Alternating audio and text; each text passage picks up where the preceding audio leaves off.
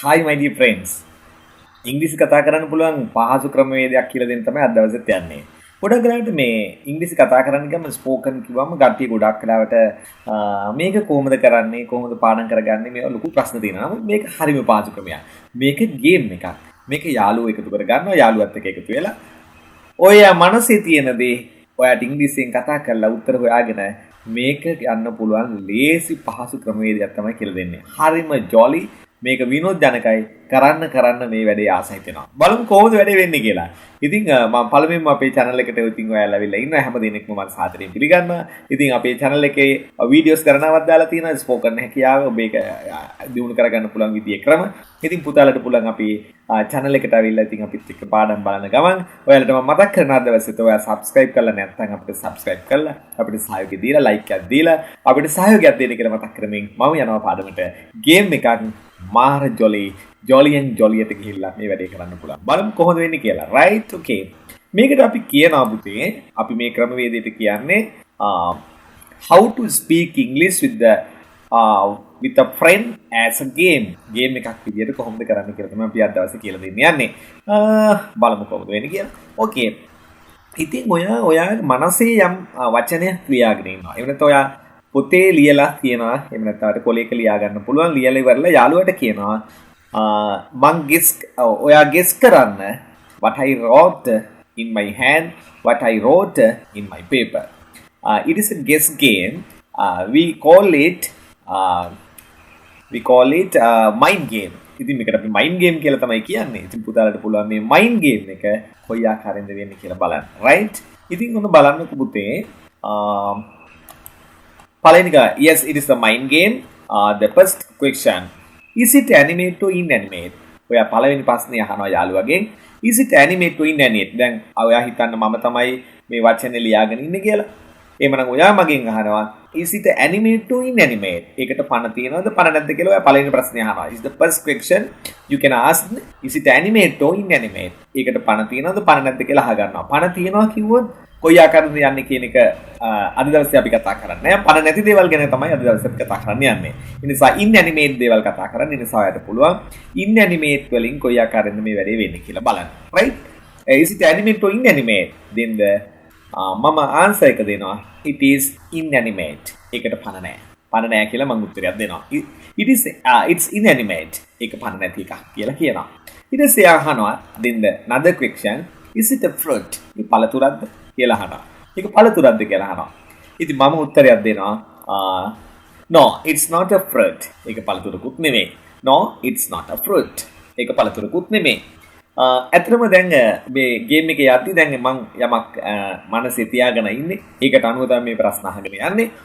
ඔයාලට තේරෙයි මේක අවසානයේ කොයි තරම් ජොලිද, කොයි තරම් විදිහට අපිට බිල්ඩ් අප් වෙන්න පුළුවන්ද, කොයි තරම් ප්‍රශ්න අහන්න පුළුවන්ද, ඒවට කොයි විදිහට ආන්සර් කරන්න පුළුවන්ද, නොයෙකුත් දේවල් ඉගෙන ගන්න පුළුවන්. ඉතින් මේ ක්‍රමවේදය තමයි ඔබට ගන්නන්න යන්නේ. ඉතින් ඔයාලට පුළුවන් මේක තුලින් ඔබේ ස්පෝකන් හැකියාව යාළුවත් එක්ක නිතර කතා කරලා ගේම් එකක් වගේ ගිහිල්ලා ඔබේ දැනුම දියුණු කරගන්න.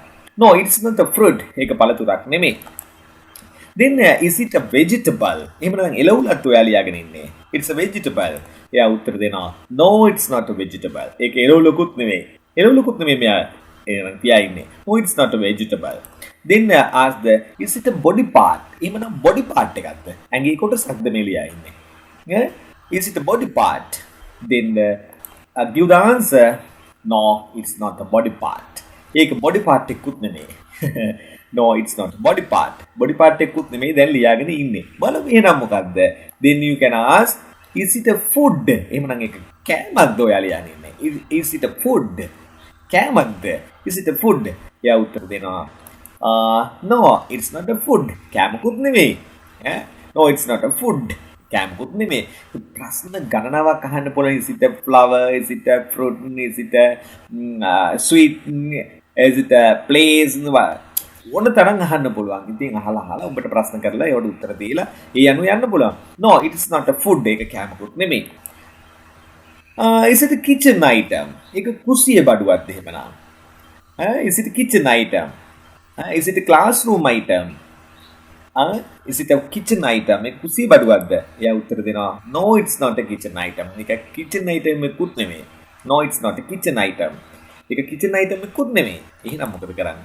Is it a fruit? ඒක පළතුරක්ද එහෙමනම්? No, it's not a fruit. ඒක පළතුරකුත් නෙමෙයි. Then ask the, is it a dress? ඒක ඇඳුමක්ද එහෙමනම්? Is it a dress? ඇඳුමක්ද? Then yes, it's a dress. ඔන්න උත්තරය ආවා. Yes, it's a dress. හැබැයි dress කිව්වට බෑ. ඔයා අනිවාර්යයෙන්ම මේ dress එකේ නම කියන්න ඕන. මොකද්ද මේ dress එක කියලා කියන්න ඕන. ඈ? ඒක තමයි guess කිරීම. ඈ? ඔන්න yes, it is a dress. ඔව් ඒක ඇඳුමක්.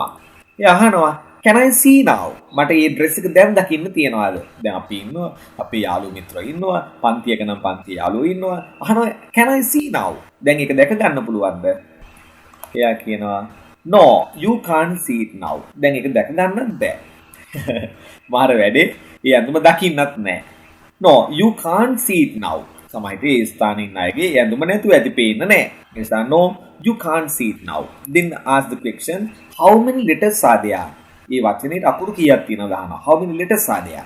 එතන වචන අකුරු කොච්චර තියෙනවද? How many letters are there?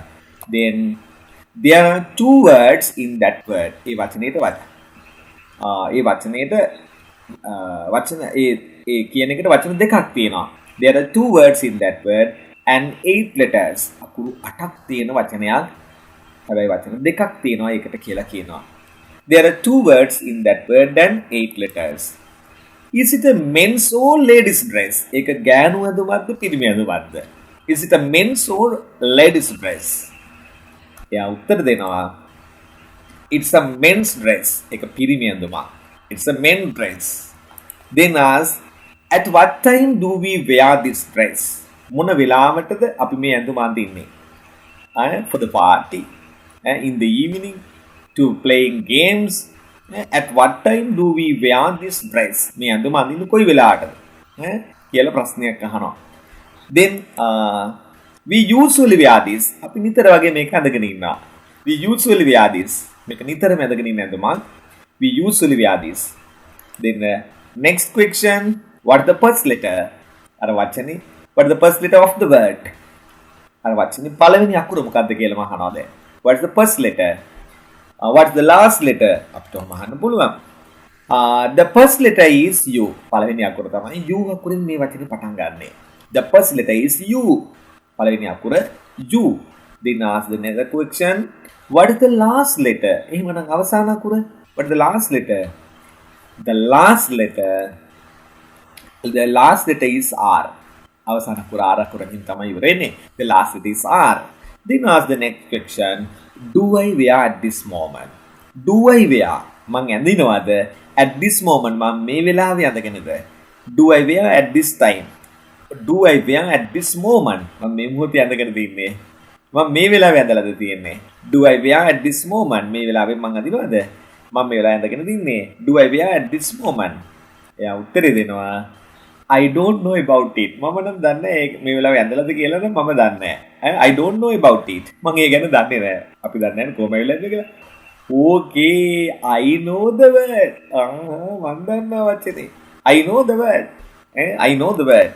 Yes. Yes, what is it? හොඳයි මොකද්ද? Yes, what is it? Underwear. It is underwear. That is underwear. underwear එක තමයි එතකොට තිබිලා තියෙන්නේ. ඉතින් ඔන්න ওই විදිහට තමයි වැඩේ උනේ. ඉතින් ඔන්න හරිම විනෝදජනක විදිහට වැඩේ කරන්න පුළුවන්. ඔයාට නොයෙකුත් දේවල් අපේ ලියාගෙන මේ විදිහ ප්‍රශ්න අහලා ස්පෝකන් හැකියාව දියුණු කරන්න පුළුවන්. ඉතින් ඒ නිසා පුතාලට කියනවා මේ ගේම් එක නිතර කරලා ඔබේ ස්පෝකන් හැකියාව දියුණු කරගන්න කියලා. හොඳයි ඉතින් එහෙමනම් ඔන්න ඔයාට ලස්සන ගේම් එකක් මම ඔයාලට කියලා දුන්නා. එහෙමනම් තවත් මේ විදිහ ආකාරයේ ගේම් එකක් ඔබට කරන්න කොයි ආකාරයෙන්ද කියලා අපි තවත් දවසකින් ගමු. එහෙනම් ඔන්න මතක් කරන්නම් subscribe කරලා නැත්නම් ටික subscribe කරලා අපිට සහයෝගය ලබා දෙන්න කියලා මතක් කරමින් මම අද දවසට අවසන් කරනවා. I am going to remain my game. Okay, see you the next day. Okay, bye.